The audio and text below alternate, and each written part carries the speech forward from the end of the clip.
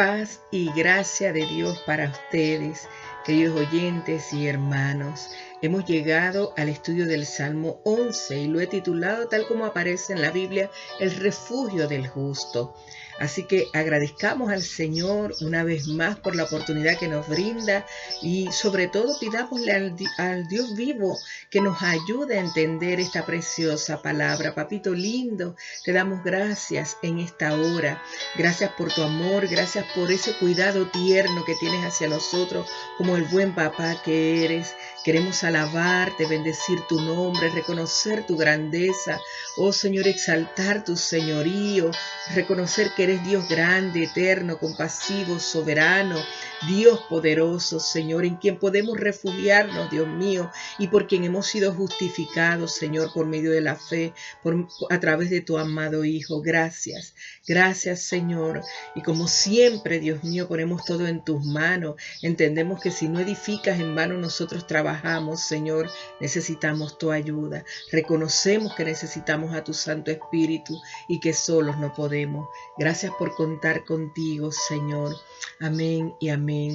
Amados, como les dije, pues hoy corresponde el estudio del Salmo 11 y anteriormente habíamos estudiado una serie de salmos del 2 al 8 y que los llamábamos, porque así son, salmos mesiánicos, hasta todos los salmos que preceden al Salmo 2, que son el 3, 4, 5, 6 y 7, y que por supuesto anteceden al Salmo 8, proveen el ligamento que une a esos dos salmos mesiánicos, y así lo comentábamos en su debida oportunidad.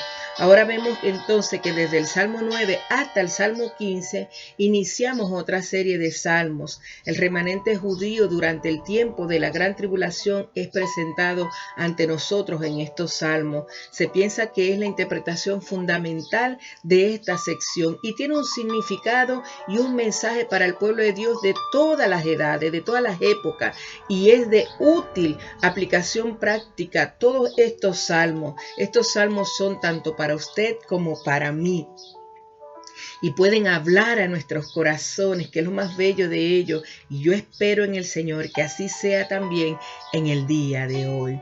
Antes de mirar con el Salmo 11, quiero que recordemos algo que hablábamos en el Salmo 10 y destacamos lo muy cerca que está Dios de cada uno de nosotros, aunque muchas veces parezca distante. Asimismo, enfatizamos que el hombre malvado no solo no creerá en Dios, sino que también le despreciará. Claro, es contradictorio despreciar a alguien que no existe. Aparentemente, él tiene que existir para poder generar esta clase de amargura y odio que siente, el hombre malo contra Dios. Y recalcamos también que el hombre malvado se dice a sí mismo que Dios no habrá de pedir cuentas, afirmando que nunca habrá un juicio. Hoy en día hay muchísimas personas que, como una expresión más de nuestra cultura contemporánea, están diciendo que no hay Dios, o que si en realidad existe, se encuentra demasiado lejos como para intervenir o como para preocuparse por ellos. Por lo tanto, ellos confían en que no habrá un juicio. Pero déjeme decirle, estimado oyente, que las leyes de Dios han sido quebrantadas y la humanidad lamentablemente ya está soportando las consecuencias de esta ruptura, de esa desobediencia, de ese quebrantamiento contra la palabra de Dios. Por ello, y como afirma la Biblia, el juicio de Dios sobre la tierra es inevitable, y cuanto más nos acercamos a Él, menos cree el ser humano que vendrá. Eso está escrito en la Biblia. Dios es probablemente la persona más impopular del mundo en el día de hoy. ¿Por qué? Porque los malvados detentan un poder que quizás nunca lo habían sentido en un nivel tan grande como el que lo pueden detentar el día de hoy. Nos estamos moviendo hacia el momento en que la maldad del hombre conducirá a la aparición del hombre de maldad, al anticristo, el anticristo final.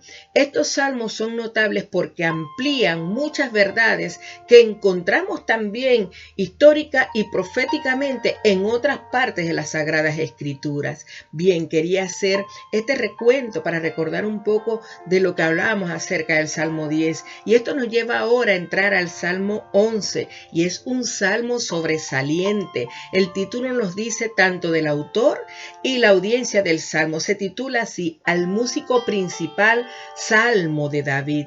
Algunos creen que el músico principal es Dios mismo. Otros, sin embargo, comentan que es el líder de los coros o músicos en los tiempos de David, tales como Hernán o el cantor Asaf, que también era un salmista. Y esto lo inferimos del libro de Primera de Crónicas, capítulo 6, versículo 33, y del libro de Primera de Crónicas, capítulo 25, versículo 6. Amén. Iniciamos entonces con el Salmo 11.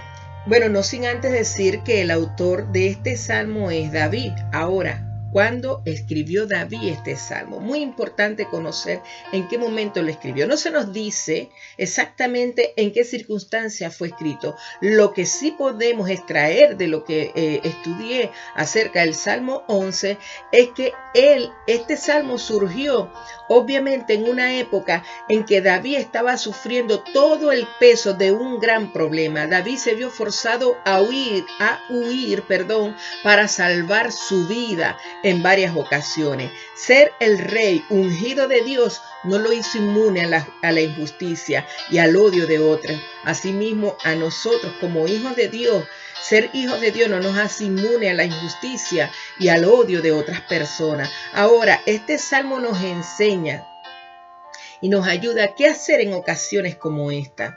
Este salmo pudo haber sido escrito bien sea cuando David estaba siendo perseguido por el rey Saúl, que lo encontramos en el libro de Primera de Samuel capítulo 18, o durante los días de la rebelión de su hijo Absalón, que lo encontramos en el libro de Segunda de Samuel capítulo 15. Lo cierto es que el salmista está en peligro.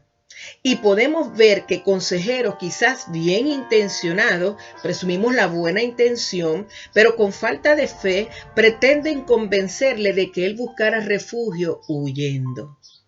Ahora, vemos a David lleno de una fe inconmovible en Dios, y esto hace que él rechace el consejo de estas personas y alza sus ojos hacia el Señor para hallar fe en un tiempo de prueba. Por eso la misma Biblia lo llama el refugio del justo. Él sabía que el lugar más seguro para estar de pie era una confianza radical en Dios, en el Dios que está vivo y que está cerca y que nos atiende, que nos escucha y que su brazo no se ha cortado ni se ha agravado su oído para obrar a favor de los que le aman. David sabía que Dios era un rey justo. David sabía que aun cuando Dios prueba a sus siervos, no los abandona nunca. Él lo dijo: no te dejaré, yo nunca te voy a abandonar. Él dijo que siempre nos iba a sustentar con la diestra de su justicia. Los justos no necesitan temer ante estas grandes promesas que son verdad, que son como es Dios, infalible, no fallan, que son inmutables, no cambian nunca. Dios lo dijo y así Él lo hace. Los justos nunca necesitan temer, pero los malvados sí. Y comienza el Salmo 11, versículo 1, y vemos que David reacciona ante el consejo que les dan sus amigos de huir. Y dice así el versículo 1, en Jehová he confiado, ¿cómo decís a mi alma que escape al monte cual ave? Este salmo, como dije anteriormente, pudo haber sido escrito cuando David estaba siendo perseguido por el rey Absalón o por su hijo durante los días de su rebelión, de la rebelión de Absalón. Ahora, en ambas ocasiones David huyó. Pero vemos algo aquí. David no huyó porque todo se hubiese perdido. No. David huye por la sencilla razón de que Dios mismo lo había dirigido. Él sabía que Dios tenía las riendas de todo ese asunto. Ahora, si bien David evitó los problemas con sabiduría, no huyó de ellos por temor. Y esto es importante recalcarlo, resaltarlo, porque en este relato David parece estar hablando a aquellos que le aconsejan huir de sus enemigos. Sus amigos parecían, como lo dije anteriormente, tener una buena intención.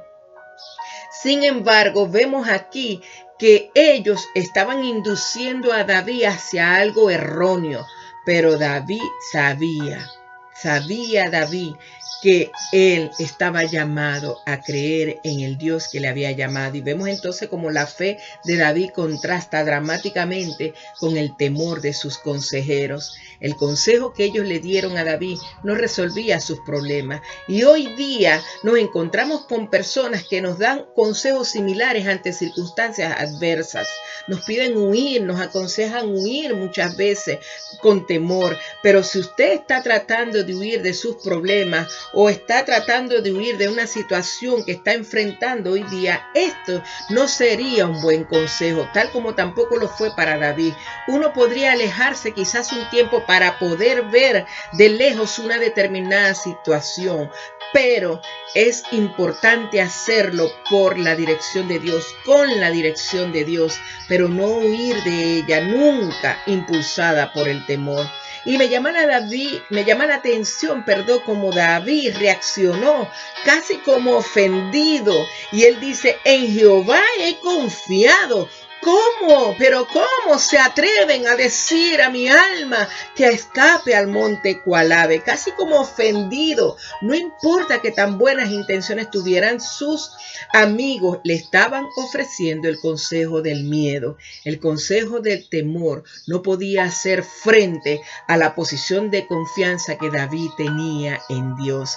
La fe en Dios nos impide, queridos amados y hermanos que me escuchan, y oyentes, la fe en Dios nos impide perder la esperanza y nos ayuda a resistir el miedo. Es por eso que Jesús siempre es la solución, el creer en Jesús, no la fe en cualquier persona, en cualquier cosa, no, es la fe en Jesús, depositada únicamente en el Rey y Señor de señores.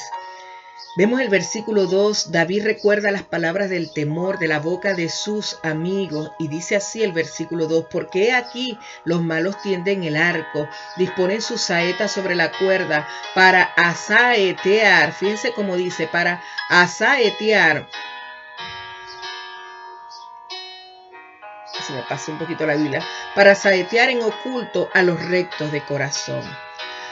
Probablemente esto representó bien a Saúl o a Absalón en su esfuerzo de querer destruir a David, pero incluso esto también representa más al anticristo, que hará todo lo posible para destruir a Israel durante la época de la gran tribulación. El consejo que se le da a David, como lo he dicho ya reiteradamente, parece ser bien intencionado, pero es impío. Era como cuando Pedro aconsejó a Jesús que no tomara el camino de la cruz. Allá en el libro de Mateo capítulo 16, versículos 22 al 23, Pedro aparentemente tenía una buena intención. Él no quería que su Señor sufriera, pero estaba siendo utilizado por el diablo. Así más o menos también podemos hacer la analogía de los amigos de David.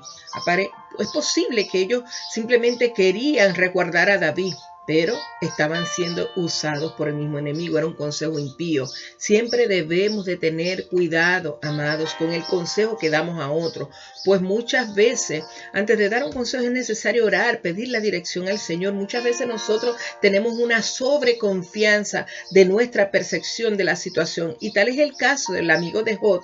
En el libro de Job, capítulo 15, versículo 17, le dice, escúchame, Job, yo te mostraré y te contaré lo que he visto. Y él le comienza a decir lo que los sabios nos contaron. Los sabios nos contaron que los impíos son atormentados por el dolor. Los sabios nos contaron que los impíos no prosperan, que sus riquezas no les duran. Es el caso que te está pasando a ti, Job. Por eso yo me atrevo a decir, en otras palabras, le están diciendo que tú es pecado, que todo lo que te ha sobrevenido es consecuencia del pecado. Pero ellos estaban equivocados. Este estaba equivocado. Nuestro motivo muchas veces está bien y correcto, pero nuestro consejo está mal, y es por eso que debemos tener mucho cuidado con situaciones como esta. Orar para que sea el Señor quien hable, porque Dios es un Dios personal.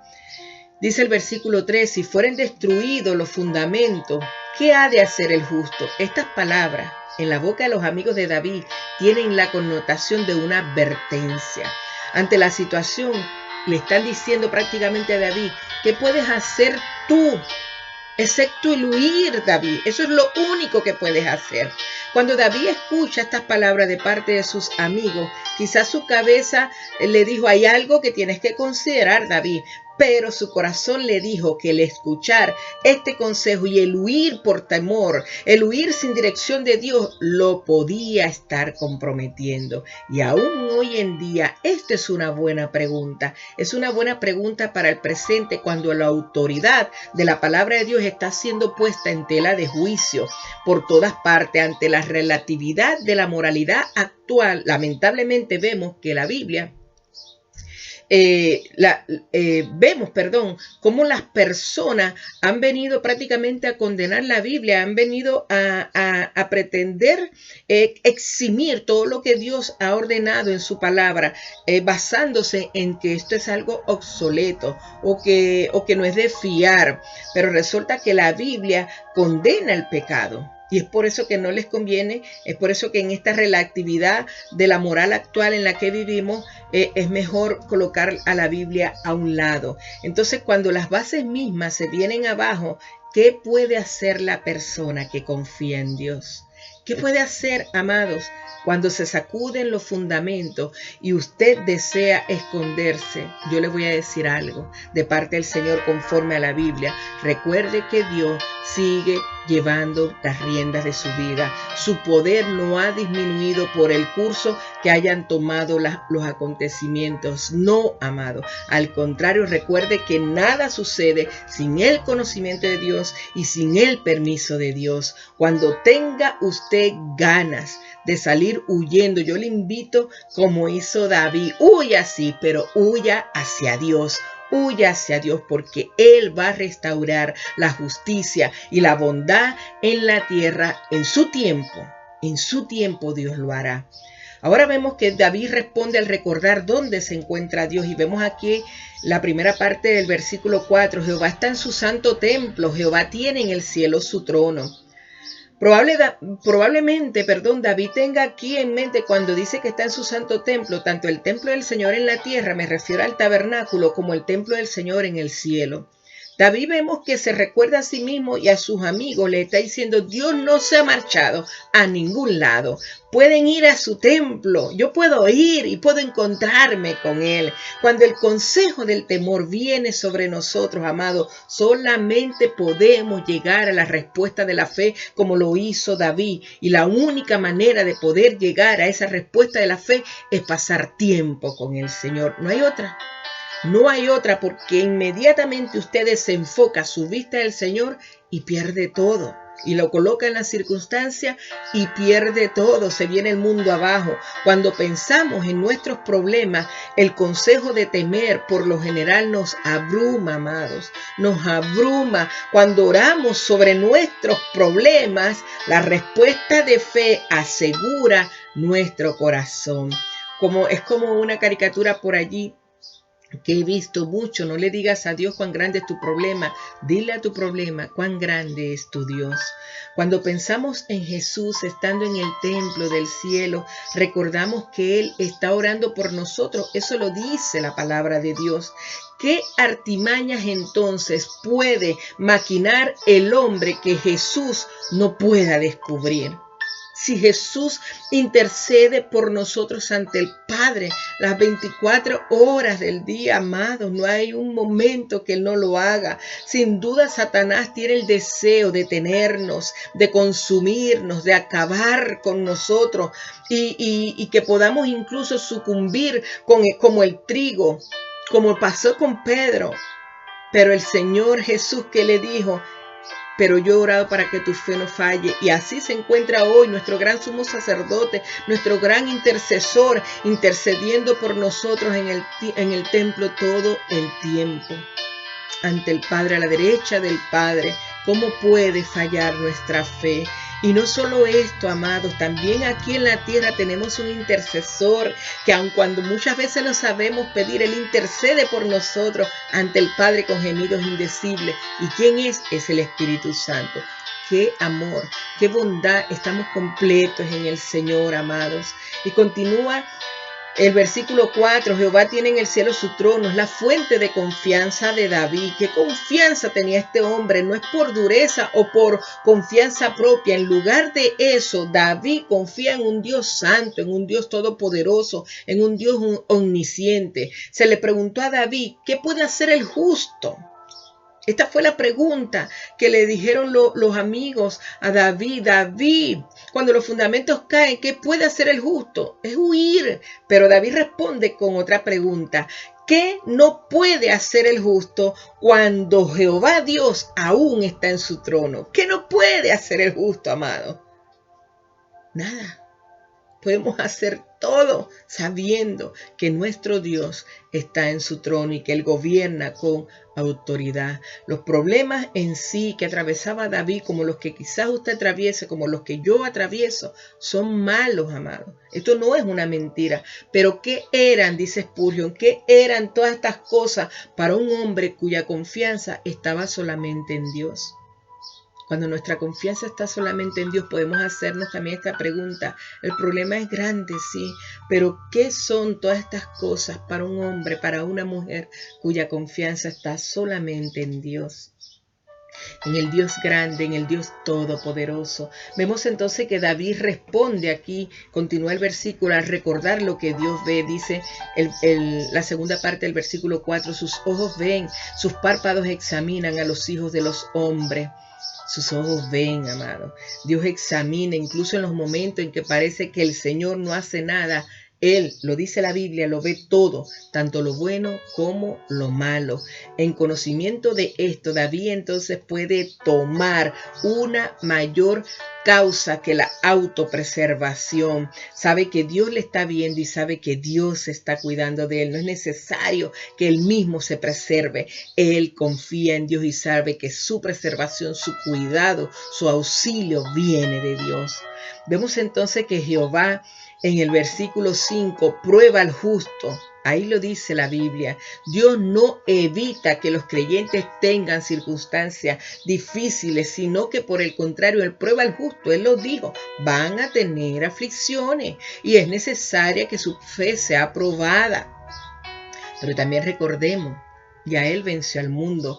Él sabe quiénes le pertenecen y Él prueba a sus hijos. Él me prueba a mí y lo prueba a usted como hijo de Dios que es, y quizás en este momento lo esté probando. Quizás en este tiempo el Señor nos esté probando, o quizás usted en este momento no está viviendo alguna prueba. Como fuera, Dios prueba a sus hijos, Dios prueba al justo. Permita que las pruebas de Dios se vuelvan, como lo comenta Pedro, como fuego que refina, amado.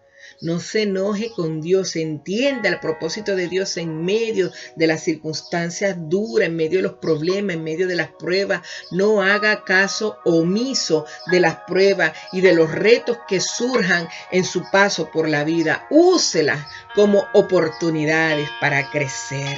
Úselas. Continúa el versículo 5, pero al malo y al que ama la violencia, su alma los aborrece. Dios tiene cuidado, ve a los malos y los aborrece, dice la Biblia. Sinceramente habría que matizar aquí la frase que muchas veces escuchamos: Dios ama al pecador, mas no ama al pecado, pero aborrece al pecado. Esa frase la hemos usado muchas veces. Matizando aquí un poco, yo quiero añadir esto. Dios le ha amado, es cierto, y le ha amado tanto que entregó a su Hijo a morir por usted y a morir por mí. Pero si usted persiste en pecar, practicando su pecado, déjeme decirle que usted se convierte en un enemigo de Dios, lo dice la palabra de Dios, y entonces Dios será su enemigo. Dios será su enemigo si usted persiste en seguir pecando y no reconoce que es un pecador y no reconoce que necesita a Dios. Recuerde que Dios quiere salvarle. Para eso envió a su Hijo y le salvará solo si usted se vuelve a Él. Pues solo esa es la única forma que usted y yo tenemos de poder abandonar la maldad en la que hemos sido concebidos. David entonces aquí está diciendo, no necesito huir para protegerme, ya que Dios está en los cielos, está mirándome y ve que tan pecaminoso es la conducta de mis enemigos. Amén. Continúa entonces el versículo 6 y David aquí contesta al recordar el destino de los inicuos. Él le contesta a sus amigos y dice, sobre los malos hará llover calamidades, fuego, azufre y viento abrasador será la porción del cáliz de ellos. Dios castigará a los malos y esto es una gran verdad. Esto le da seguridad a David en medio del consejo que le habían dado sus amigos de temer. Después de todo, si los impíos persiguen al justo, cuánto más el Dios justo perseguirá a los impíos en su momento. Fuego, azufre y viento abrasador, habla el versículo 6. Esto nos da la imagen del juicio final y eterno. Asimismo, cuando dice el mismo versículo, será la porción del cáliz de ellos. La imagen de un cáliz como un contenedor del juicio nos recuerda aquella oración de Jesús allá en el Getsemaní, en el libro de Mateo capítulo 26, versículo 39, cuando el Señor le dijo, Padre mío, si es posible, pase de mí esta copa, es decir, si es posible, pase de mí este cáliz, pero no se haga como yo quiero, sino como tú. La copa que Jesús tenía que beber, la copa que Jesús temía, era la copa que contenía la ira de Dios. Allí la razón, ese dolor abrumador que vino sobre el Señor Jesús, por lo que contenía esa copa de la ira de Dios en contra del pecado, una ira que merecíamos tú y yo, pero que bebió Jesús en nuestro lugar. El justo fue entregado por los injustos. Ahora la copa de maldad, déjeme decirles, se está hoy llenando y Dios está permitiendo que se llene. Pero es Dios, es Dios. No crean que Dios es un Dios vencido. Dios está permitiendo que se llene. Y es evidente que los malos están progresando. Eso lo ve usted y lo veo yo también. Pero déjeme decirle, Dios permite que la lluvia caiga, como lo dice la Biblia, sobre justos e injustos. Y en realidad a veces pareciera que sobre lo injusto cayera aún más lluvia que sobre los demás. Pero recordemos algo, esta es la época de ellos. Pero llega el tiempo en que Dios ha de justificar. Y eso es una gran verdad. Por eso es tan necesario apropiarnos de las verdades de Dios para poder sostenernos en medio de este mundo de maldad. Y culmina el versículo 7, donde David responde al recordar el amor y favor de Dios y dice, porque Jehová es justo y ama la justicia. El hombre recto mirará su rostro. Es bueno en pensar que Dios es justo y ama la justicia. Qué hermoso en tiempos de dificultades, cuando los fundamentos son quitados, mis amados, desde aquí, desde la tierra, podemos nosotros mirar al cielo, porque los que han sido declarados por Dios justos contemplarán su rostro, un día le verán cara a cara. Y entonces lo imperfecto se hará perfecto, lo corruptible se hará incorruptible, amados, como lo dice la palabra. Realmente tenemos aquí un hermoso cuadro y esto era un gran consuelo y un ánimo para David. Dios hace resplandecer su rostro sobre su pueblo y esto habla de una aprobación a través de su Hijo, por supuesto, y habla de una aprobación y de un amor tierno y verdadero, de una providencia de gracia y de cuidado. De hecho, la última línea de la bendición sacerdotal del libro de Números capítulo 6 versículo 26 nos dice, Jehová alce sobre ti su rostro y ponga en ti paz. El pueblo de Dios le verá, dice el Salmos capítulo 17, versículo 15, nos dice, veré tu rostro en justicia. El libro de Mateo capítulo 5, versículo 8 nos dice, bienaventurados los de limpio de corazón, porque ellos verán a Dios. Esto nos anima, amados, a vivir con esa limpieza que el Señor nos manda, que el Señor nos ayude, porque sabemos que somos débiles y frágiles, pero que el Señor nos ayude, amados. De hecho, el deseo de mirar a Dios es una de las más grandes motivaciones que tenemos nosotros como hijos de Él, de vivir una vida limpia y con corazón recto. Pero no es posible que la podamos vivir si el Señor no nos ayuda. Es por eso que tenemos que aprender a depender de Dios cada día estar más cerca de Él, más apegados a Él, porque no hay otra manera, amado. Recuerden que Pedro le dijo al Señor: yo no te voy a dejar nunca, pero en su debilidad él falló. Pero después él entendió que sencillamente necesitaba depender de su Padre. Y es la enseñanza para ti, para mí, de todo en todo. Cuando David considera la grandeza de Dios, el cuidado de Dios y la visión de Dios, todo esto sobrepasa el peligro, amados. Viendo aquí el Salmo, para David el confiar en Dios era la movida más segura que él podía tener. Sus amigos pudieran o no tener buenas intenciones, como lo vemos aquí, pero David había decidido no recibir su consejo de temor. En lugar de eso, David decidió responder con fe. Gloria al Señor. El Señor nos ayude, amado Dios. Ayúdanos a responder con fe, a entender que nuestro refugio eres tú, Señor. Ayúdanos en tiempos de calamidad, de problemas, de adversidad, en situaciones difíciles, a ser como David, refugiarnos en ti. Y aunque otros nos aconsejen, Señor, que huyamos, Dios mío, que quizás nos olvidemos de ti, podamos decir como dijo David: ¿cómo decís a mi alma? Pero qué idea tan descabellada, que vuela al monte cual ave. Podamos decir: yo sigo esperando en Dios, porque aún he de alabar la esperanza mía y castillo mío, en quien voy a confiar. Él es quien adiestra mis manos y tus manos para la batalla, y podemos tomar con nuestras manos el arco de bronce, porque Él es escudo, es la roca nuestra. Él es la fuerza de nuestra salvación, es nuestro alto refugio, nuestra fortaleza. Él es nuestro libertador. Gloria a su nombre, bendito su nombre por siempre. Gracias, amados, y así hemos culminado este hermoso salmo, que oro para que sea de gran utilidad y de mucha bendición para su vida.